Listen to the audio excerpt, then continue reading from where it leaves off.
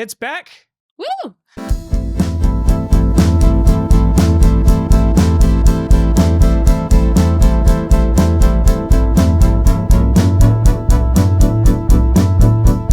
And there's a new person. I'm Cara. I'm a much more agreeable person than Paige. Normally, I work on the Missing Middle podcast with Mike Moffat at the University of Ottawa. Absolutely. What fun is that, though? I think we need to have more beef on this podcast. I just fucking sat down. We haven't even eaten yet. Okay. That's better engagement. Sorry for yelling, first of all.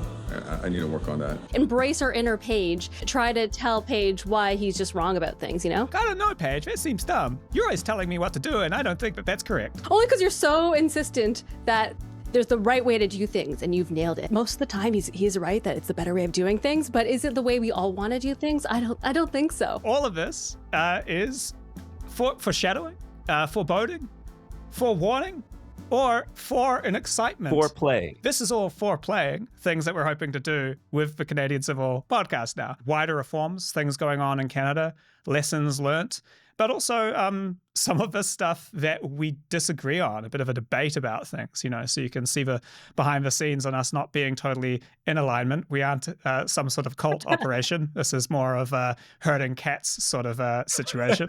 And if you haven't seen it already, we've got a snazzy new website. Brand new robot photo, brand new one. It's totally different. I don't know if you appreciated this, Uytae, but I finally dumped the color palette down just a little bit from like Fire Engine to like faded Fire Engine. It's sophisticated. The color code was exactly what the Ville de Montreal's red is. Oh, kind of been a nightmare to work with a color that is that saturated for the last 5 years. Doesn't play well with others. I'm a bit of a pastels guy myself. I have a problem with Lemon pie paint. We're maturing into a maroon. adding nuance. The basic plan with Canadian Civil, like we've been hanging out for years, gotten to know each other really well. We have these things which we do agree on, kind of an optimism, a desire to see like sensible technocratic reforms, nothing like insane. Not like fire truck red in our graphic design. These are maroon level changes. Sorry, am I interrupting too much, Paige? No, it's great. Last time when we did a recording, Cara's like, Do I just let a man talk at me for like 5 minutes? Oh dear. The lady has foolishly attempted to join the conversation with a wild and dangerous opinion of her own. Is that the thing I should do? I'd be triggered because I think you were saying something worthwhile and I think I did cut in. really? I don't think I was saying anything too worthwhile. So for now, what we've done, we've set up this website. We're looking to fund stuff. We want to do more stuff together. We're not very political. We're kind of just technocratic. I appreciate that. There's no like a party affiliation with any of us. It's just like wherever there's good ideas, we'll follow. What we're hoping to do with this stuff, learn something about a reform somewhere or in Canada, and then make sure that everyone knows about it, disseminate that information. While there are many municipalities across the country doing interesting urbanism, housing policy stuff, like there's a lot of creators that are covering this content too. Edmonton made their housing rules more flexible. A pretty bad law just passed in New Jersey. That's kind of how the streetcars work in Toronto. It's been kind of just interesting and fun to, you know, connect with other people covering similar issues in their own backyard. I mean, if you have a backyard these days. This is cheating. So I kind of love the idea that we're going to get together and chat every now and then. Definitely a bit of a movement of people making videos to explain where they live and filling this void left by local news having such a hard time in this day and age. It's nice to somewhat formalize it. And today's episode is a perfect example of exactly the sort of thing I was super excited to talk about when Cara mentioned it. Cara, what is the deal? The deal is the Housing Accelerator Fund. Housing Accelerator Fund. Housing Accelerator Fund. where the federal government was like, we need to fix housing because they were like, Housing isn't a primary federal responsibility. and then the general population was like, nah, it's kind of your fault. Make some changes, make it better. And so they were like, oh, okay, what can we do to make it better? And they can't really affect the supply side of things. So they decided, if you want the federal government to show up with financial investments that will directly support your ability to build more homes, we want you to legalize housing.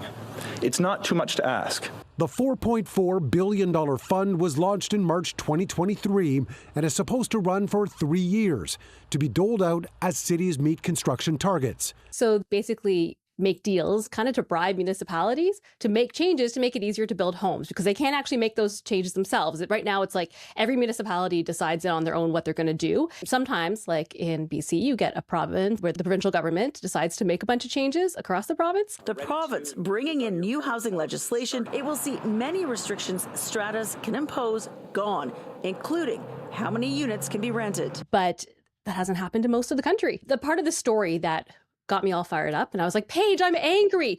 The Toronto City Council was like, we will commit to doing all these major changes. And it was like, ooh, this is exciting. A lot of the changes they're making are things I could never have imagined when I started covering this, like, I don't know, 7, 8 years ago. Row housing, duplexes, Triplexes, fourplexes, fiveplexes. My favorite number is Sixplexes. But then they kind of pulled back a little bit. So hang on now. What does delivering on the initiative mean? 6. Sometimes I spend the whole afternoon.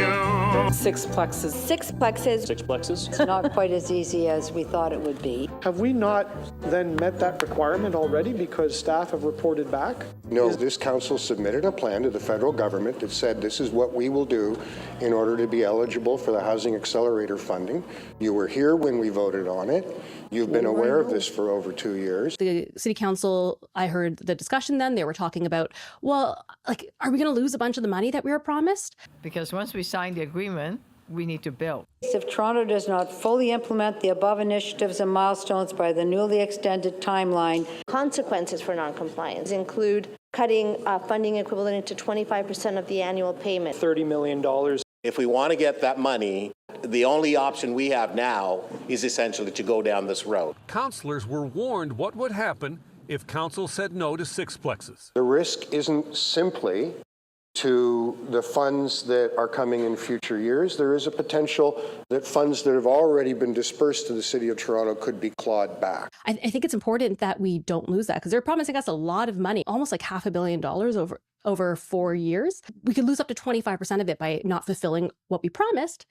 And of course, And the federal government has told us what we have to do, then why are we debating this? they didn't fulfill what they promised. We're voting against this. I won't be supporting the sixplex jump. I don't think it's going to gain us anything from federal funding. I don't think it's going to gain us anything as far as affordable. And I will invite members of council to imagine an image of a pig. But you're not helping me. You didn't even create this chart. Bert, nobody's favorite number is 6. And then the federal government was like, okay, we're going to punish you. Toronto will lose $10 million in federal funds. And I'm like, really? Really? It's so minor. I almost got the sense that they're like, well, we have to do something because it's not really fair if we do nothing. I'm only talking about fourplexes now. But I look at other places like Vaughan, for example, which is just outside of Toronto. It's where I grew up. They decided to make a bunch of changes and they actually did things that were beyond what was asked, such as cutting development fees by, I think they did something like 40%. And they lost almost as much money as Toronto lost, even though they got such a smaller amount, just because they didn't hit the right deadlines of when the changes were going to be implemented. And the federal housing minister is like, well, a deadline's a deadline. So of course you're going to get penalized for that. But I'd be pretty mad if I was watching it up there being like, well, why are we getting punished almost as much as Toronto, which promised so much more and then pulled back? Federal Housing Minister Gregor Robertson today praised Toronto's efforts to build housing, saying it will receive 98% of the Housing Accelerator Fund, a total of $461 million. And so the thing they pulled back on is they said that they would allow sixplexes everywhere in the city. In order to be eligible for the next tranches of the Housing Accelerator Fund. That funding was approved by the federal government with the commitment of delivering on all of the initiatives. Sixplexes were part of it. And that's huge. I remember when they talked about adding fourplexes and I was like, I could not have imagined that at the beginning of the supply conversation in Toronto, because it was yellow belt where you could only build single family homes in most of the city. And then they're like, you could build fourplexes everywhere. And there's a whole other episode we could do about whether you could actually build fourplexes in those neighborhoods because there's so many rules and regulations. But putting in sixplexes was that's huge. Sixplexes are going to fit within the existing built form of fourplexes, which are already allowed as a right. The only difference is that you're going to have 2 more families potentially living in a neighborhood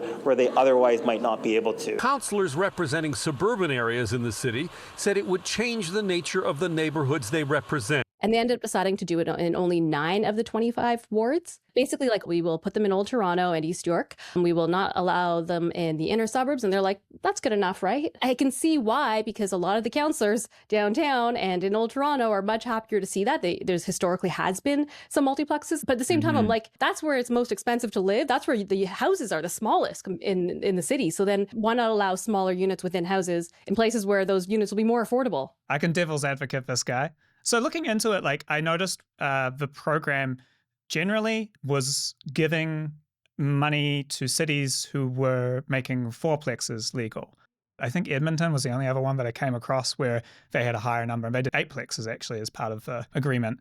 So there is this kind of argument, maybe that's fair because like Vaughan wasn't aiming that high, falling short of like this very high bar, still did better than Vaughan, so split the difference sort of thing, or the fact that it's like, well, they did do it for 9 of awards. Like, I wonder if there actually is a formula behind the scenes, which we didn't see, which explains the amount. But if they decided that they're going to give this amount of money for this, what they're going to deliver, it feels a little bit weird to be like, oh, okay, you know what? You guys got way more money than any other municipality because you're going so bold, and then be like, okay, but you're better than the other ones anyway, so may as well pull back on it. And also, fourplexes in Toronto seem less dramatic than fourplexes in Vaughan, where it's all, you know, big single family homes, versus in Toronto, like in the biggest city in the country, it shouldn't really be that dramatic. Was there sort of a vulnerability in this fund from the beginning? You know, a city could honestly just do a bunch of promises, announcements, you know, some marketing about how they're going to change, they're going to promise to change, and get the money, and then sort of renege on a lot of those promises. Like, I wonder if it would have been a better solution to attach that funding to tangible targets rather than bylaw changes. The Liberal plan was basically like, make the changes, you'll get the money over, I think it was 4 years, so that way they could watch it be implemented, and if people change their mind, they could take some of the money back and say, actually, you're not getting it, and then give it to other people. The Conservative suggestion at the time, go team, was to actually look at the results. Something new and strange in Canada.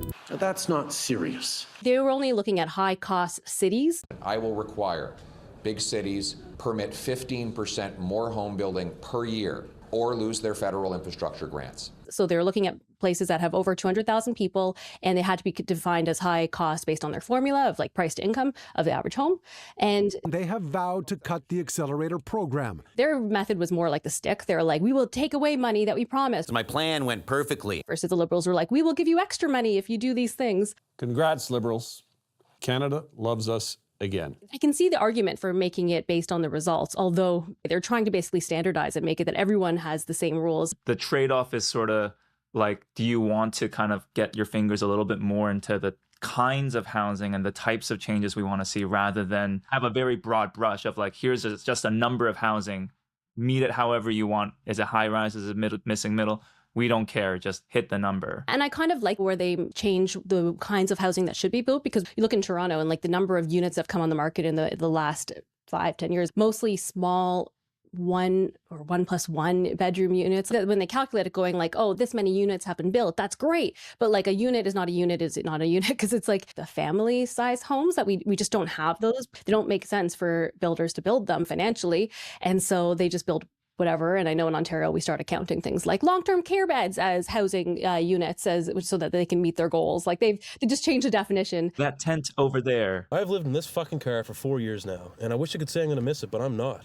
Like, living in a car kind of fucking sucks. Yeah, and student residences, which I'm like, I can see the argument that someone's staying there, but I'm like, that's not what we're talking about. Like, you just are trying to make it easier so you can check the box and go, yes, we did it. Yeah, cook the books a bit. You have quite a number of municipalities where they signed the agreement and said like, yeah, we're going to pass a right to build fourplexes. We're going to do this transit-oriented development. I assume the feds modeled out what that would mean as far as like possible building permits that could be issued, said okay. And then the issue hit council.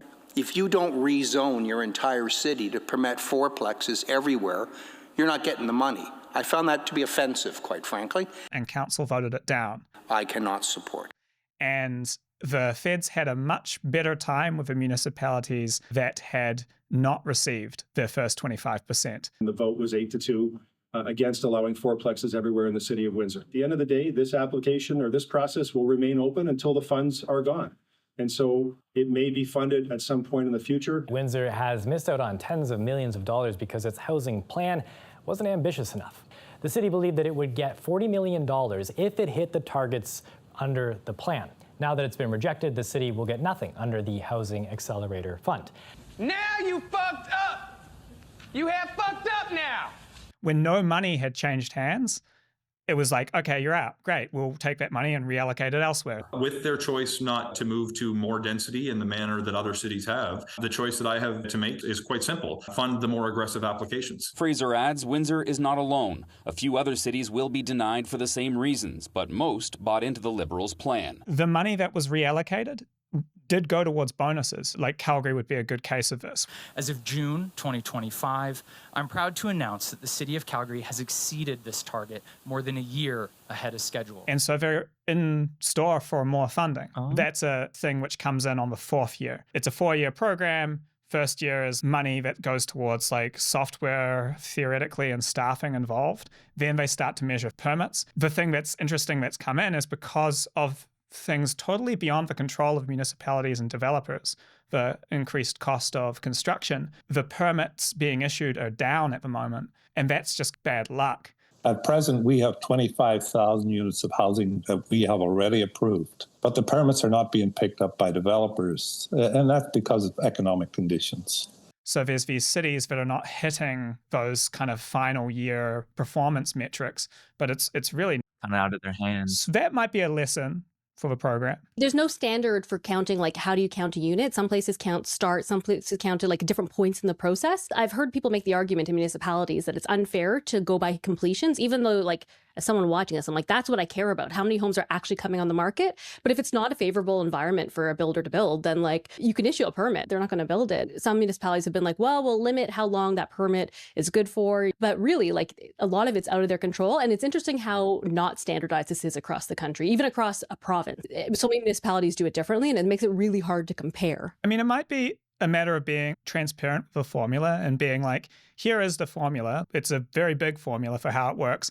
But you can see that we factor in here the overall national average of, say, permits being issued. If you're exceeding that, even in a down period, you're still going to get the money. Something that kind of recognizes the economic conditions. Well, I mean, the other thought I'm having is like, isn't the ultimate goal here affordability rather than the target? And I mean, you know, that maybe this is my devil's point, what is it called?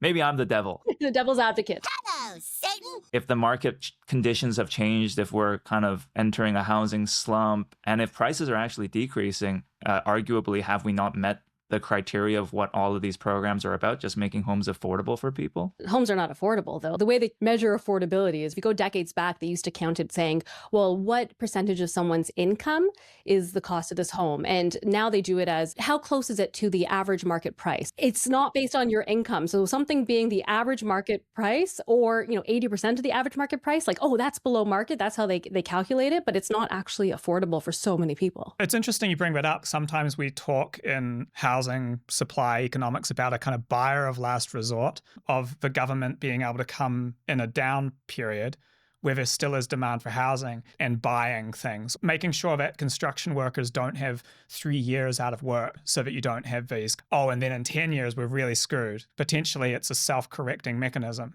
You throw money into a municipality and they don't have many developers wanting to build anything, well, they could reallocate it from building pipes and sewers and streets and put it more into like, oh, well, we'll build those co-ops we've been talking about for a decade. I've definitely noticed you're a public housing operator, non-market housing, I guess, entity. There may be some good deals coming your way. People see right now like that there's a big slump in housing starts because people are just like, it doesn't make sense to build right now. The investors are gone from the market right now. These prices, it just doesn't make sense at 4% borrowing costs.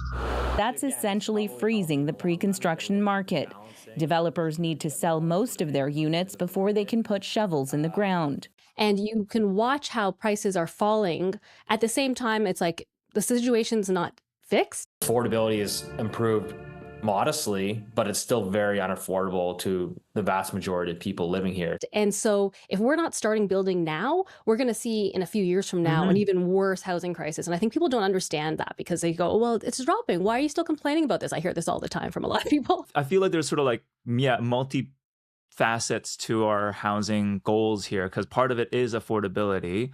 But part of it is also keeping this sort of production machine oiled and primed so that when demand does come up, which, likely will happen again, knowing our country's demographics, shout out to another great podcast out there, that we're able to kickstart it up. I've certainly heard some people with theories about the current housing crisis who say like, well, there was a massive outflow of workers and people leaving the sector following the financial crisis. I know for sure with modular housing, I've often heard the previous financial crisis blew the sector up. At one time, the future looked bright for the Penticton Company, which specialized in modular buildings. So we lost this factory-built housing capacity. And the plant closed its doors last week. A good government, I think, would have a policy of like, we buy the dips. There's always going to be needs for some sort of social housing, right? When we are in a housing lull, ordering homes from these companies as social housing. We have this fund set aside and it's there to stabilize the economy as needed when those inevitable crashes happen. Yep. The market is a bit depressed because of high interest. Builders, unless they get grants and a lot of support, a lot of builders that build rental housing, they're just not building. That was very earnest and serious. Sorry. Yeah. I had one kind of thought. It almost feels to me inherent to housing politics in general. Oftentimes you'll see municipalities, with or without the Housing Accelerator Fund, announce zoning bylaw changes. And then once, a handful of these new homes get built, all hell breaks loose.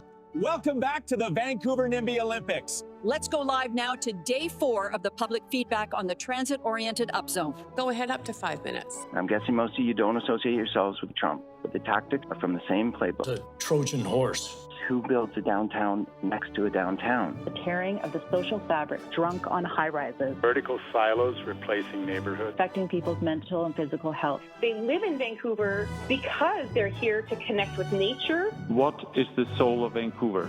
Big question. Honestly, I don't know. Because obviously our net worth is tied up in our home. We're living in a permanent construction zone. Build. I disagree. If the cement industry were a country, it would be the 3rd largest carbon dioxide emitter in the world. Where's the character when everything is new and all more of the same? Unique character. Heritage character. Village character. Great character neighborhood. Character. Privatizing view impact. Not only will it destroy everything in our views and our neighbors' views, but we'll live in perpetual shadows. Shadowing. That is a big problem in a city as stubbornly gray and dark as Vancouver. There will be no more view in Fairview and no more slope in Burrard Granville Slopes. And I'm not that high. I'm in a medium-rise building. A couple dozen neighborhood residents complain and talk about it in the media, and then the municipality pumps the brake. I mean, I'll give one example here. I think Burnaby is actually really quite notable and commendable for their ambition in their missing middle housing regulation. They were allowing up to 4-story tall multiplexes in what were traditionally single-family neighborhoods. A few of them got built. People freaked out, and they've completely scaled those back. At a recent Burnaby public hearing, it's clear these dwellings are drawing ire. Do not destroy any more neighborhoods. What we're seeing right now is just boxes. I can't use my deck. It's a little embarrassing to talk about ED. So I wonder if this is just a wall we'll run into constantly when it comes to housing changes, is that especially when they go into established neighborhoods, it's not even so much of a funding design thing, but it is sort of this neighborhood to neighborhood negotiation. That's why I think we really need to focus on the province, right? Like when you have a municipality, they're so responsive to the local residents association. And because it's so hyper local, I think you're going to inevitably get that. Versus if you look at the provincial level, they're able to make changes across the board. That's something that I've been watching in BC, right? And then you take away that responsibility for like someone getting mad about this one building in their neighborhood that was traditionally something that the municipality would deal with. I think it makes a lot more sense. A big problem of housing in Canada is you have a lot of the 3 different levels of government all pointing fingers going, it's your fault, it's your fault, it's your fault. And I'm like, can we figure out whose fault it is for different aspects? Because they're all responsible. But I do think when it comes to getting more homes on the market, a lot of this is a supply problem. That is in the provincial jurisdiction. I would hope that the premiers would see that and actually make some changes. But you need people to actually understand that that's where the responsibility is and hold them accountable. And that's not happening in a lot of places, definitely not in Ontario. Well, I think BC's case is interesting. And I didn't even realize, I just thought other provinces were doing this, but that the province has come in a little bit more heavy-handed on top of the municipalities, strongly suggesting them to build more housing supply, and in many cases actively going in and changing zoning bylaws. Of course, there was Bill 47 around the transit-oriented developments upzoning, the Bill 44 around multiplexes. BC's new housing legislation means the affluent Shaughnessy neighborhood could have to densify. This as Bill 44 passed last fall, and it enables denser housing options throughout the province with the hope of easing BC's housing crisis. But what I'm sort of seeing on the ground here is a real question around who has the, I guess, the cultural jurisdiction over housing supply and policy. And I put cultural specifically because, of course, we all know municipalities are creatures of the province. Like the province technically has all of the right to come in and shake up the etch-a-sketch of municipal zoning bylaws and redraw it as they want to. But, of course, over decades and decades of municipalities being delegated that responsibility of, zoning bylaws, there's become a real expectation that the cities know best. They're on the ground. They know what the residents want. I guess in their view, they would argue that they would be the best suited and knowledgeable on how to grow their cities or not grow their cities in some cases. And I think that's what this whole thing has triggered here in BC is like this standoff between province and municipalities around, who's the best suited for that role. Are we going to hear the tale of West Vancouver? Oh my goodness, yes. In 2023, the province started identifying, well, we all sort of joked that it was like the naughty list. I wanted to spend a little time and talk to you about the municipalities that were not building as much housing as they really ought to be. Like, what municipality has a lot of demand but isn't, keeping up with the supply. Anyway, so they identified 10 of them.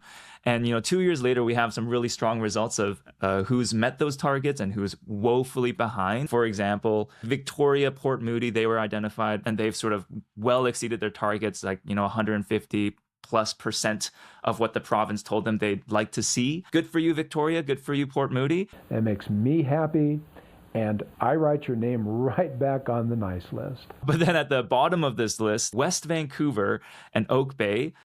Sleepy Oak Bay needs to build more than 600 new units. They're currently sitting at 37% and 26% respectively of the housing targets that the province, I guess, strongly suggested for them to meet.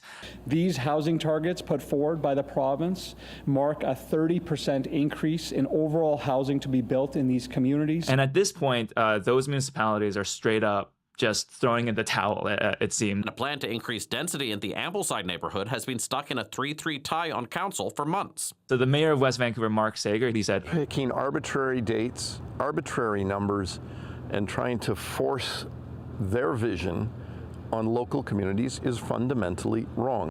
I'm afraid I have to write your name in the naughty list. And so you see some of these municipalities like just taking like a fundamental opposition against these policies and really just telling the province to bring it on. You know what I mean? Like, just like, let's play it out in the court of public opinion. The province recommends a lot coverage of 60%, while Burnaby has scaled it down to 40 to 50%. The province recommends 3-story buildings of at least 11 meters tall.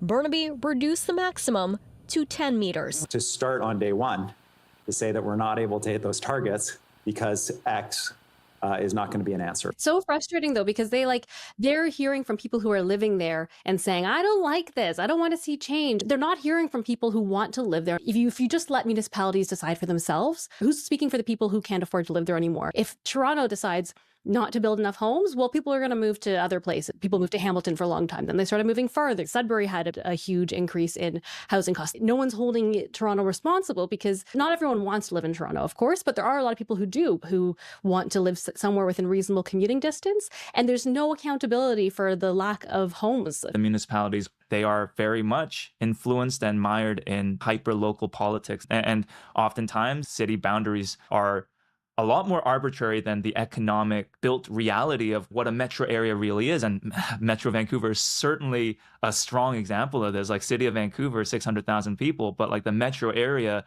is 2.5 million. By having these individual municipalities, 21 of them, make their own decisions about housing policy and how much supply they're going to introduce, really does create some weird incentives. Like, if I have to be honest, building new supply can be painful, can be a lot of change. It means building on new infrastructure, putting a lot of debt on the books for a municipality. It's hard to change. Like, people don't like change. And it's really lucrative to just sort of sit back and say, hey, Burnaby can build the housing or Surrey can build the housing. We'll just be the destination. But is that really fair? At some point, does the province, does a sort of an overarching body have to come in and take a more regional approach to this? And by the way, for context, West Vancouver is like the highest income/wealth bracket neighborhood in Metro Vancouver. Who would want to buy a property with a bus stop immediately in front of it with all that spewing of that which comes out of a bus, exhaust, etc.? It is just entirely predictable that they would take this sort of stance. The municipalities that really push back on these housing targets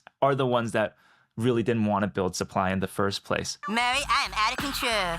Yeah. Walk to the Glen Eagles golf course. I can do what I want, bitch. That said, I do have a little bit of a take on this because what's kind of baffled me about the province's approach to these housing targets is that they just continually expand the list to more and more municipalities in the province. And I thought this was really effective personally when it was like treated as the naughty list. Like if you get on this list, we are scrutinizing you. We're focusing our efforts and picking our battles politically as a province with select municipalities. But now the list, I think it's 40 municipalities long. And the province has announced its fourth round of municipalities. You know, and it includes Vancouver, it includes Surrey. While Vancouver tops the list, there are significant new builds required in other communities. Like the biggest municipalities in the province are now on this list of housing targets. This time around, the city of Burnaby is on the list, and their target more than 10,000 new homes. And from my observations, like even the ones that are meeting the targets, they don't like this provincial scrutiny. I question how sustainable it is for the province. I've always opposed the changes that the province has made to housing and the massive overreach they've made, in my opinion. We were getting the job done, and we never had any issue. I'm really baffled about why the province has stepped in here. New multi-unit homes are being built all over Burnaby. This longtime resident says she wants to see more homes, just not this way. I definitely don't want it in my backyard, 4 stories high. No, I don't want it in my neighborhood. And the city is listening, reducing the size allowed for new multi-unit housing projects on previously single and 2-family lots. And we never had any issues,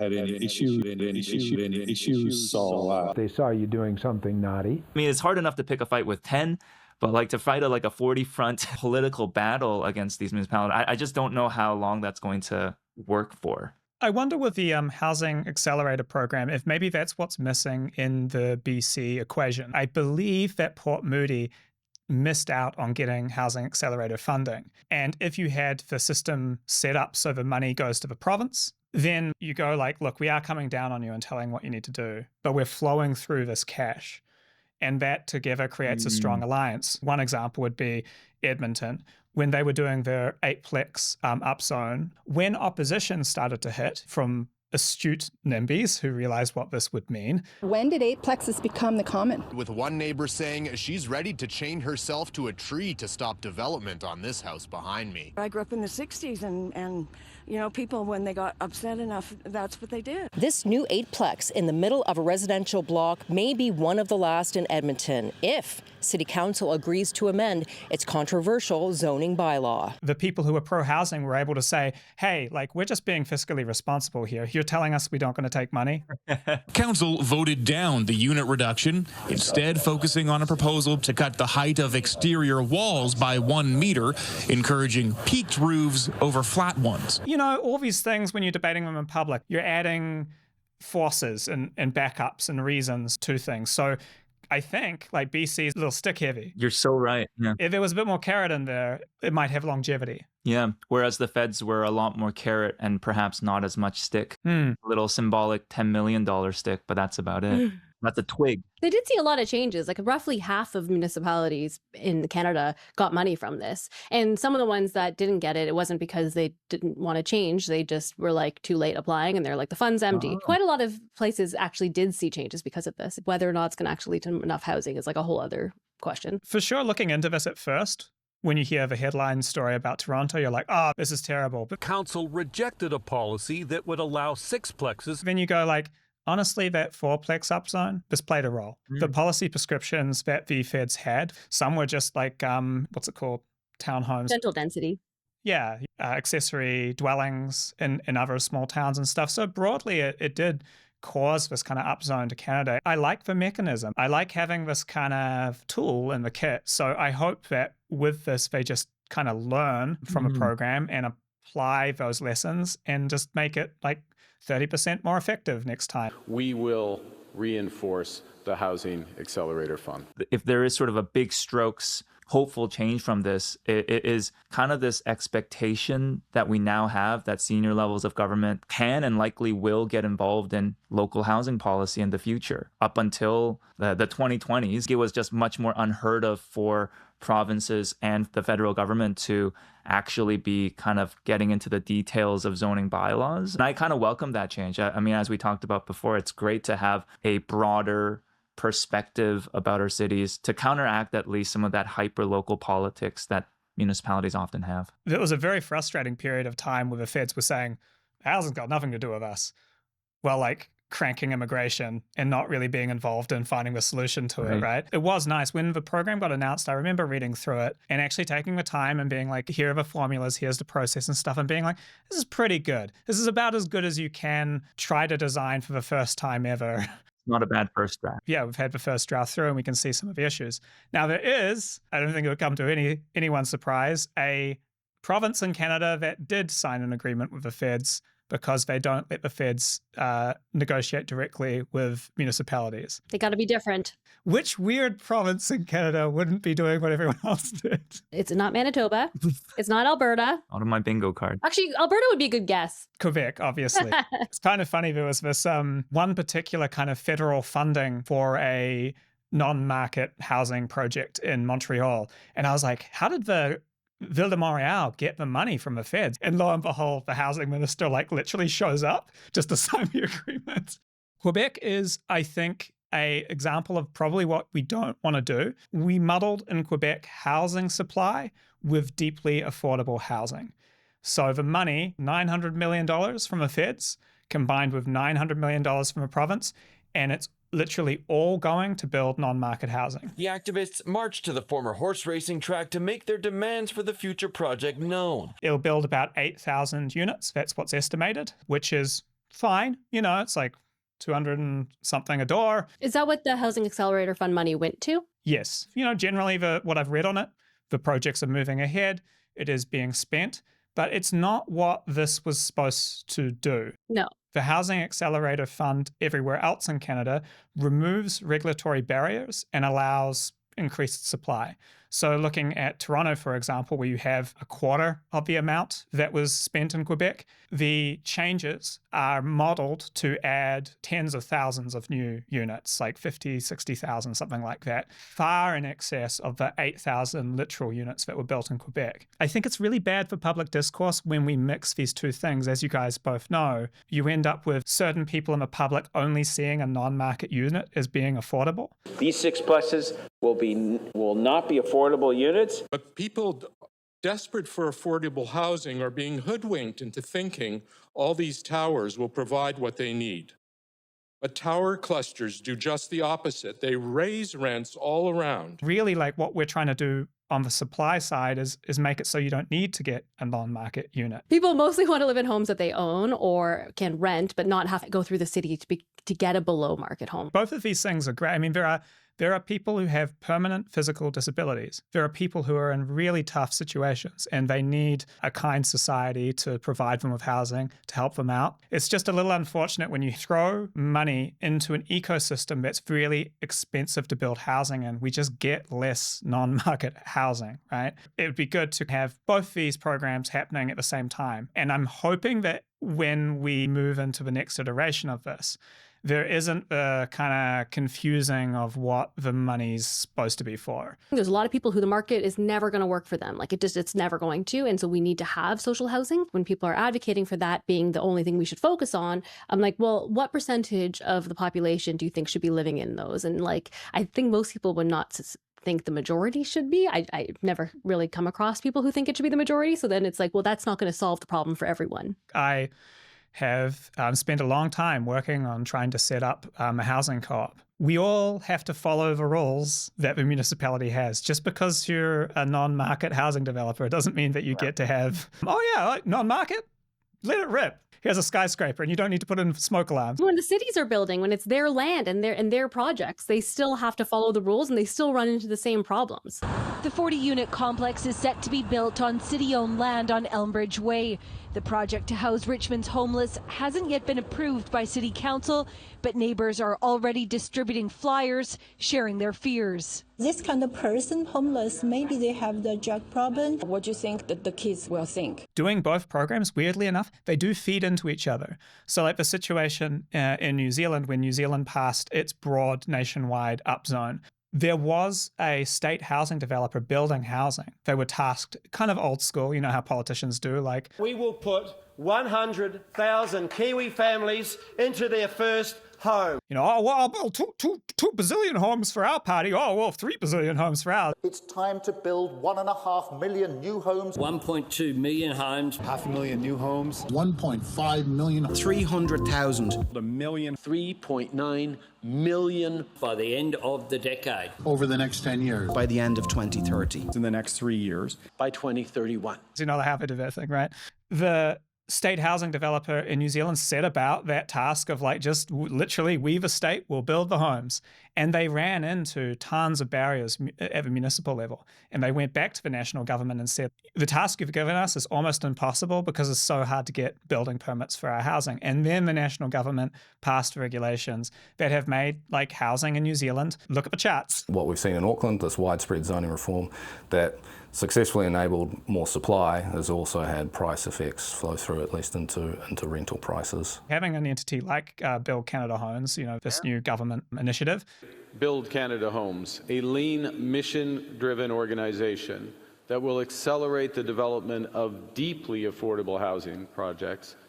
They will hit those things. And I think it's good if that kind of culture gets back into the government. The institution has knowledge of what needs to be fixed. And if they go to the province to sign an agreement for funding, they can go like, well, we know because we literally were trying to build homes that this province has an issue with, you know, I should say blank. I'm doing these like facial expressions, which do not work well for an audio format.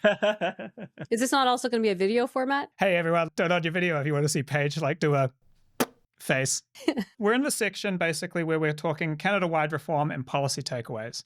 So it's like, what do we do next time? Sign agreements with the province. There is an issue. If the feds come in and they say something like, oh, we want missing middle, that's going to be our priority. The truth is that if you throw that at Saskatchewan, you are doing that like big city Ottawa coming and telling us how to thing, right? If you do a flow through to the province and you say like, here's the provincial money, what other policies you're going to pass?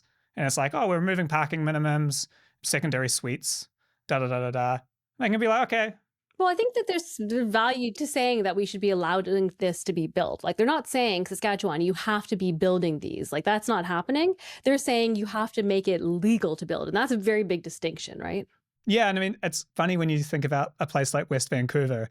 Sometimes, I don't know about you guys, but still to this day, I'll be like, picturing kind of wrecking balls coming in and demolishing the neighborhood. And that building that the kids are in, well, that has got to go. But it is like, no, your neighbor has to literally sell the home to a developer. It's not like it's being bought out from under them. There is a kind of secondary mechanism that is on there as well. It's very disappointing seeing a lot of the scaremongering and commentary about sixplexes, about how it's this, monster thing that's coming for your house. Yeah, it has to be that people want to change. And this is why I get frustrated sometimes when I hear, well, people just want to live in the suburbs. You look at where people have been raising their families and traditionally they've gone to the suburbs. So that's where people want to live. And I'm like, do we know that? Or are they doing that because that's the best option available to them given their circumstances, given like what they can't afford? There are a lot of people who do want to give their families that opportunity to like grow in a suburban neighborhood, and that's totally fine. But I reject this idea that that's what people want. It's just not legal to have these other options, and it hasn't been until quite recently. So we need to see those come on the market to see if people will make changes, especially if the cost is right. Well, and especially because like it's not urban renewal. Your house isn't going to be turned into an apartment building. No. Like you can still live on your suburban lot, have a backyard pool, all this other stuff, Your neighborhood will change, but it's not going to be like demolished overnight. You're not being forced out of your home, You can still have like that lifestyle. And you might find, oh, it's kind of nice. There's a shop on the corner now because there's mixed use. I mean, not in Toronto, because they followed that precedent that was set with the Housing Accelerator Fund with sixplexes and said, well, we were going to introduce some neighborhood retail. Well, where are we going to allow it? How about the same 9 wards that we said you could build sixplexes can also have neighborhood retail? Toronto. I always say, I don't hate bike lanes. You know, my brother Rob actually put more bike lanes in than David Miller. What I compare bike lanes to is swimming with the sharks. We're not going to take away parking for bike lanes. My heart bleeds for them when I hear someone gets killed, but it's their own fault at the end of the day.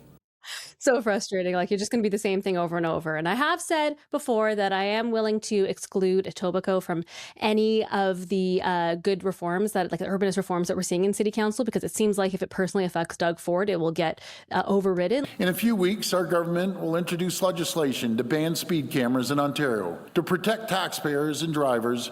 It turns out several vehicles assigned to Ontario cabinet ministers have racked up more than $3,000 in charges. The Ontario Chiefs of Police put out a statement. They say that speed cameras help. He's doing his job. If I go to my doctor's and I'm eating this ice cream, he'd say, Doug, stop eating ice cream. All I'm saying is, you want to slow down traffic? Stay tuned. Next week, I'm going to show you. The same driver was also charged in a collision on the 401 that sideswiped Premier Doug Ford's vehicle. He hit me right on my door, going over 200 kilometers an hour. They're racing from point A to point B. You know, it's just terrible. They need to have their license taken away. Hey, by the way, how are you going to catch him? Like, you just look at what he's doing with bike lanes. People do not want the bike lanes. The ones between his home and his office. Especially the Bloor West. He wants to be, those are the ones he's fighting to get rid of. If we could just exclude that, fine. But like, can we let the rest of the city into this whole thing and to be able to legalize things? I hear a lot of councillors talking about like property rights, but when it comes to like, I want to have the right to do what I want to do with my property, which might include putting another unit on it, all of a sudden they're not into rights of the property owner at all. It's a fourplex, a multi-unit dwelling that Premier Doug Ford has staunchly opposed. There's going to be a lot of shouting and screaming. That's a massive mistake. It's off the table for us. Another lesson would be hard ass, being very hardline about it. Being like, we'll sign you a contract saying we're going to give you the money, but we're not giving you the money until you pass the laws. Don't create a situation where you're going to court, which like a few places nearly have with the feds. The feds can easily get money back that they've put into cities as well, because cities buy a lot of stuff and don't charge a lot of GST, so they get pretty big tax refunds. So there's really no excuse for the feds being like, well, you know, it's not worth it. You know, it's very easy for them to just be like, don't refund $20 million of tax. To recuperate the cost if they don't follow through, you're saying? The feds can get back in like one tax bill the amount that they gave Toronto. So it's quite easy for them to do the clawback. I think they want to operate in a more like you can't negotiate with terrorists way. Be like, look, if you signed up for sixplexes and you backslide on this, have the consequence be really painful. Be like, oh, we're going to lose everything. We'll lose all the transit-oriented stuff. We'll lose all the everything else that they'd signed up for. I think by being like, oh, you can kind of opt out a little bit, you're just leaving this kind of crack open that understandably, because of the force of NIMBYism, which is just like one of the most powerful forces in Canada. That is a escape hatch that the cities and provinces will fly through at a regular basis if you don't make it really painful. And the federal government could kind of like focus on what they can actually directly affect with housing, because one thing they're trying to do here is try to tackle a part of the problem that they don't really actually have jurisdiction over. So if they could focus on the parts where they do have jurisdiction, so it could be like looking at the taxes and charges that they charge when it comes to building new homes. They can look at population growth, which is something they have been doing, you know, clamp down on how using diploma mills as a way to get immigration. That's something that was under their nose the whole time and they didn't do anything about it until the outcry became too big. There's another idea that like my colleague Mike Moffat just pitched, which was the idea of a national housing secretariat. So it's someone who's watching all the different levels and trying to standardize things across jurisdiction, trying to align some of the building codes. I really like that idea. Like sometimes it's just, you know, just the phenomenon of appointing a SAR, you know, like we love SARs these days. Here in BC, the province appointed like the downtown east side SAR. Like it's like they just appoint one person to study this really complex problem. It's not a department, it's not multiple, it's like just one person. And I was like, so like, is this the right way to do it? But the more I learn about government and how all of these different departments don't really talk to each other, often have very dysfunctional relationships, like it kind of makes sense that it would just be like one human being might actually have the most objective sort of evaluation of a situation and might have some of the best advice for how to resolve it. But before I get too far down that tangent, I'm sort of reflecting a little bit right now just on this question of what can senior levels of governments do about housing policies that, you know, up until very recently were really within the purview of municipal governments. And I think kind of in our conversation, I feel like I've sort of learned of a number of different approaches with the federal government. Yeah, you can offer a carrot, you can, you know, offer money, cut a check to municipalities who are willing to change up their zoning bylaws and maybe in some cases achieve a certain target or whatnot.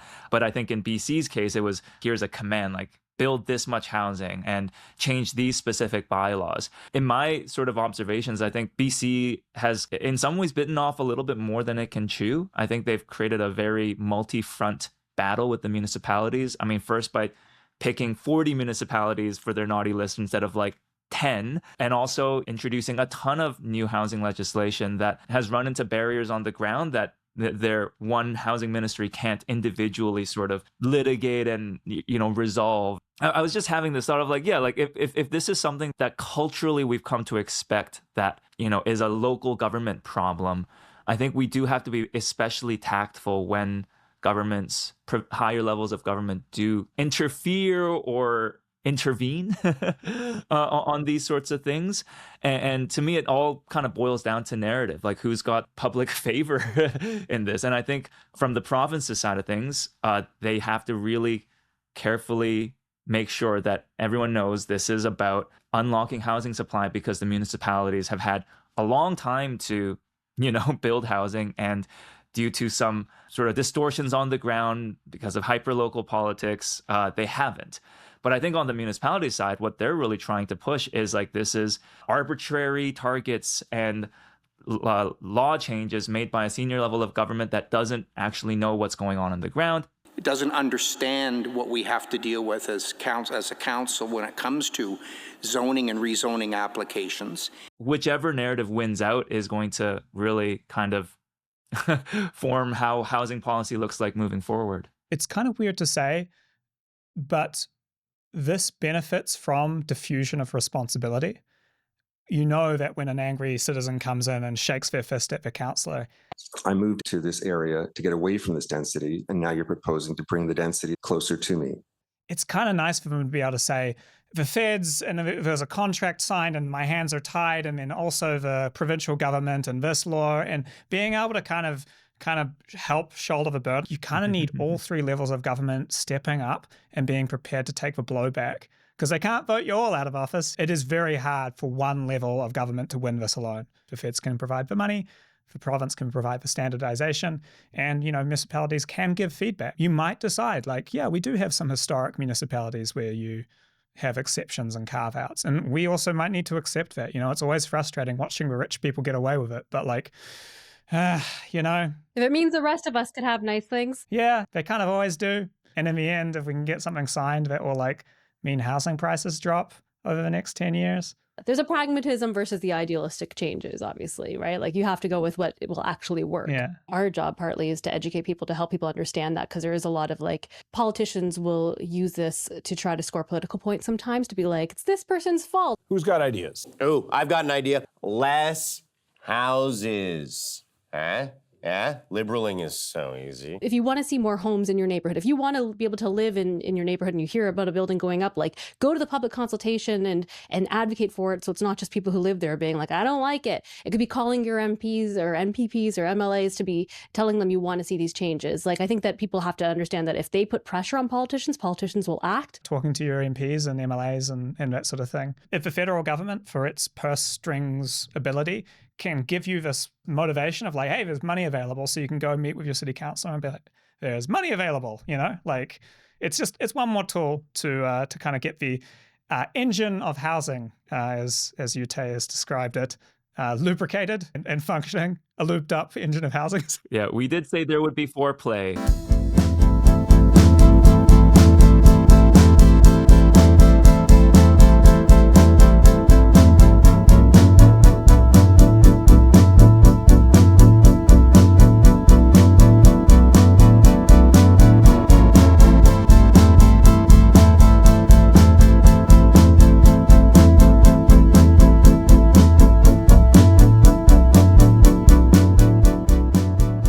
That's how it works. So that's all for today. Thank you for joining me. And in the meantime, until next time, you be good.